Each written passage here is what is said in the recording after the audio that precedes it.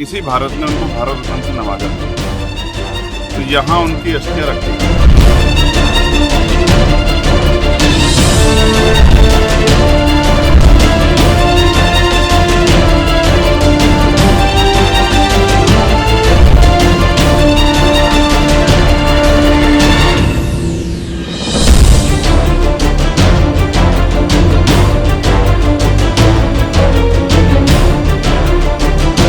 लोक भवन के बराबर में और विधानसभा के सामने जो सबसे सुरक्षित स्थान है उत्तर प्रदेश की राजधानी लखनऊ का, वहाँ बाबा साहब अम्बेडकर की अस्थियां रखी, उस स्थान को बदला जा रहा है और एक षड्यंत्र करके उन अस्थियों को वहां से हटा के कहीं और रखने की कोशिश की जा रही है।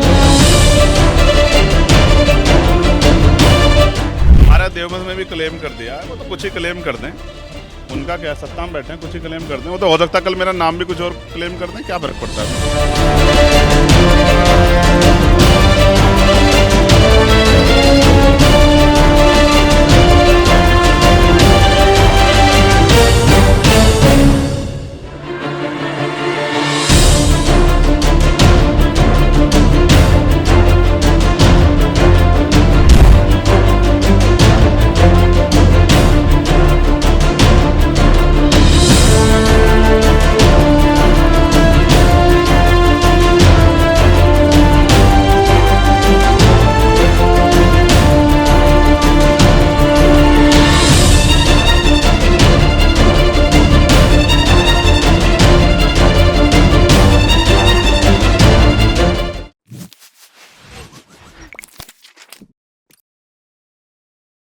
देखिए ऐसा है,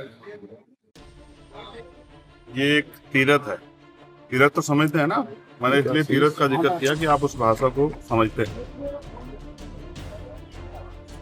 डॉक्टर सविता अम्बेडकर जी ने, बाबा साहब अम्बेडकर जो भारत के संविधान के निर्माता, जो लोकतंत्र के जनक, जो महिलाओं के, किसानों के, कमजोरों के, देश के प्रत्येक नागरिक के बराबर के अधिकारों के लेखक भी हैं, और मैं समझता हूं कि इसी भारत ने उनको भारत रत्न से नवाजा, तो यहाँ उनकी अस्थियां रखी हुई। यहाँ देश के पूर्व राष्ट्रपति जी, पूर्व सर्वोच्च न्यायपालिका के हमारे न्यायाधीश, चीफ जस्टिस ऑफ इंडिया, पूर्व प्रधानमंत्री, पूर्व मुख्यमंत्री, पूर्व गवर्नर और वर्तमान प्रधानमंत्री भी यहाँ आए। उन्होंने बाबा साहब को यहाँ अपनी आदरांजलि अर्पित की। लेकिन कुछ दिनों पहले मुझे जानकारी मिली, और फिर जानकारी ऐसे नहीं कि किसी ने वैसे ही फोन कर दिया, बहुत सारे पत्रों के माध्यम से मिली, और मुझसे कहा गया कि आपके होते हुए लोक भवन के बराबर में और विधानसभा के सामने जो सबसे सुरक्षित स्थान है उत्तर प्रदेश की राजधानी लखनऊ का, वहाँ बाबा साहब अम्बेडकर की अस्थियां रखी, उस स्थान को बदला जा रहा है और एक षड्यंत्र करके उन अस्थियों को वहां से हटा के कहीं और रखने की कोशिश की जा रही है, जिससे कि लोक भवन को और बड़ा किया जा सके। और इसके लिए वो करोड़ों यूपी और देश में रहने वाले करोड़ों बाबा साहब अम्बेडकर के, तथागत बुद्ध के, क्योंकि यहाँ बोधि वृक्ष भी है, यहाँ धम्मचक्र की स्थापना भी हुई है, उन सब की भावनाओं के साथ खिलवाड़ या उनको कुचलने का काम किया जाता है। तो मेरे मन में पीड़ा हुई। हालांकि हम लोग सत्ता परिवर्तन यात्रा की तैयारी कर रहे थे, मगर मुझे लगा कि इस समय वहां जाना जरूरी है और जाके देख के आना जरूरी है कि क्या हो रहा है। तो यहाँ आने के बाद मुझे एहसास हुआ कि पहले भी ये प्रयास हुए हैं, जब बोधि वृक्ष को जो है हटाने का प्रयास किया, उसका चबूतरा तोड़ा गया, तब अनिकेत जी और हमारे साथियों ने एक बड़ा मजबूत प्रोटेस्ट करके उसको रुकवाया, और अब फिर पुनः प्रयास किया जा रहा है। शायद उनको लगता है कि अब ये इतना बड़ा प्रोटेस्ट नहीं कर पाएंगे या इसको रोक नहीं पाएंगे। मैं बस ये कहना चाहता हूँ कि ना हम प्रोटेस्ट करना चाहते, ना ही हम कोई और आंदोलन या उस तरह की जो है रूपरेखा में जाना चाहते, लेकिन सरकार ये गलतफहमी ना करे, रखे अपने मन में कि वो इसको हमसे छीन लेगी या इसको यहाँ से परिवर्तन करने के नाम पे कहीं और उजाड़ देगी यहाँ से। तो ऐसा नहीं होगा, किसी कीमत पे हम लोग अम्बेडकरवादी लोग ऐसा नहीं होने देंगे।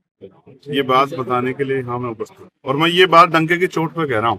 तो मैं घर घर जाके लोगों को बताऊंगा कि सरकार हमारे महापुरुषों के सम्मान से किस तरह खिलवाड़ कर रही है और हमारी भावनाओं किस तरह कुचलने काम कर रही है। मैं छोड़ूंगा नहीं सरकार को इतनी आसानी से कि सरकार ये सोच बैठे कि वो कुछ भी करेंगे और हम लोग चुपचाप बैठे देखते रहेंगे, ऐसा नहीं।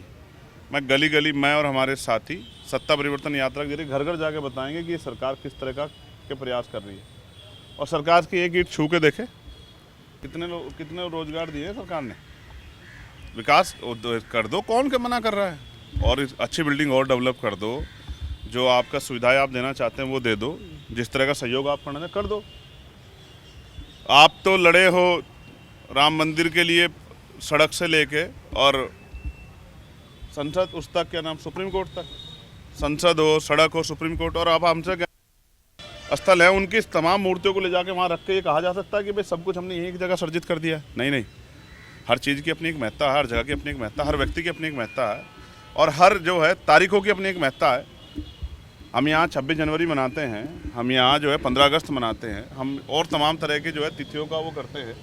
तो क्या ऐसा हो सकता है कि एक दिन में सारी तिथियाँ कर ली जाए, सारे महापुरुषों को एक दिन नमन कर लिया जाए, सारे इष्टों को, सारे जो धार्मिक उस तरह के जो हैं इष्ट है उनको एक दिन में याद कर लिया जाए? ईद एक दिन हो जाएगी क्या?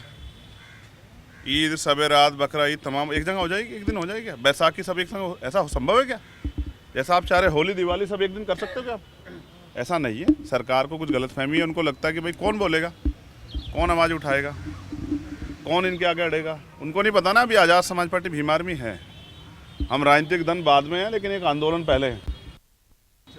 मैं फिर आपसे कहूँगा, ये सारे विवादों का जड़ वही है कि जो 1948 से पहले, या समझिए कि 1949-50 से पहले जो स्थल जिस शक्ल में था उसी में रहने दिया जाए। लेकिन कहाँ मान रही है यहाँ, तो इस कानून होने के बाद कहाँ मान रही है, जिनकी सत्ता वो कहाँ मान रहे हैं। वो तो सबको उखाड़ के अपना साबित करना चाहते हैं। हो सकता है कल इस पर भी वो कह दे कि कोई यहाँ से कोई मूर्ति अर्जित करके कि ये तो था ही, ये जगह है ही नहीं, तो कुछ और है। मैं फिर कह रहा हूँ, हमारा देवबंद में भी क्लेम कर दिया है, वो तो कुछ ही क्लेम कर दें, उनका क्या, सत्ता में बैठे हैं, कुछ ही क्लेम कर दें। वो तो हो सकता है कल मेरा नाम भी कुछ और क्लेम कर दें, क्या फ़र्क पड़ता है उनको। मैं फिर कह रहा हूँ, पढ़े लिखे लोग हैं, चीज़ों को समझते हैं, हम दूरदृष्टि रखते हैं कि भाई ये इसके पीछे का लॉजिक क्या है। उनको इनकी छाती पे आई है कि हमारी जो असेंबली है, हालांकि मैं इसका हाउस का अभी तक हिस्सा नहीं बना, मैंने देश की संसद का हिस्सा तो मैं बन गया हूँ, लेकिन ये जो असेंबली है उत्तर प्रदेश की लखनऊ में विधानसभा, इसका हिस्सा मैं नहीं बना, लेकिन इसके सामने है ये, तो मुझे ऐसा लगता है कुछ लोगों को ये चुभ रहा है। लगता है सर 2027 में आपके लोग हिस्सा बनेंगे? कुछ लोगों को ये चुभ रहा है और वो इसको यहाँ छीनना चाहते हैं। उनको गलतफहमी है कि सत्ता के दम पे वो कुचल देंगे लोगों को, उनकी गोलियां और लाठियां कम पड़ जाएंगी। पिछले कुछ आंदोलन का प्रतीक है, जब हम आंदोलन करते